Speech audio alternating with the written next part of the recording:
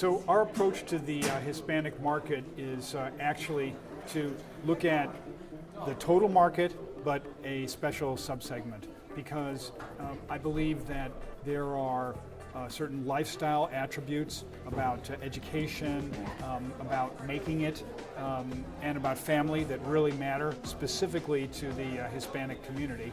And I think there are also national issues, whether it's globalization or automation or innovation, that are also important. So can you tell me one key difference on how you plan to execute that this year versus last year? I think we have to find, so the key difference between last year and this year is we've got to find spokespeople who somehow really are genuine.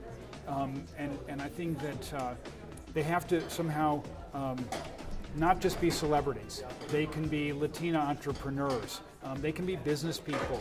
They can be educators. I think the world's moved beyond just celebrities because we're living in a time of low trust.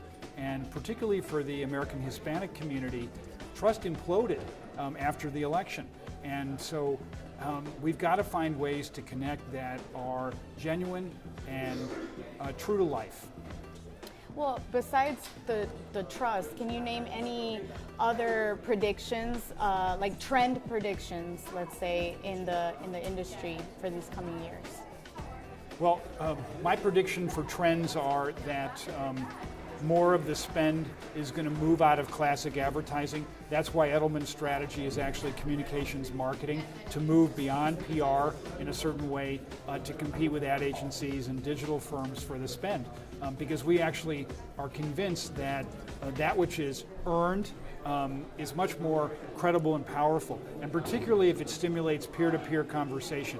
Because in this present time, the people you trust are those who are your friends, fellow employees, and people who actually have experience with brands. And that's proven out in our Edelman Trust Barometer data that shows that, again, the most credible person is an activist consumer or an employee.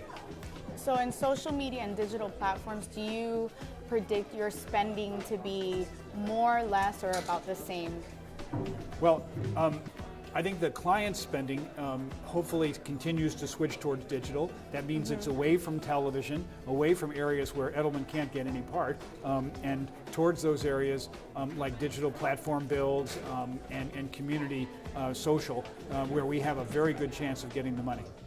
Who are the top influencers that you follow, and why do they stand out to you? For me, I guess in a certain way I'm very prone to sports figures. I'm prone also to academics, and I really also like people who are political commentators. And I think what's fascinating for me is the rise of Axios or some of the newer brands in media, because they're my first read in the morning, which is incredible. I used to be just Wall Street Journal, New York Times. No, now it's Politico and BuzzFeed and Quartz and Business Insider, so it's all changed. And if I were Hispanic, of course, I'd be in Fusion. Yeah. And I'll ask you one more thing. Can you name 3 non-competitor brands that you think are doing a great job with advertising and marketing? So 3 competitors. I really rate BBDO in advertising. I think that Deloitte Digital is suddenly a powerhouse in the digital space. And in the sort of media buying, I think Mindshare is really a fantastic one. But of course, I have to rate Edelman as the #1 star. Of course. Well, thank you so much, Richard. Thank you for stopping by and talking to us. Pleasure. Thank you.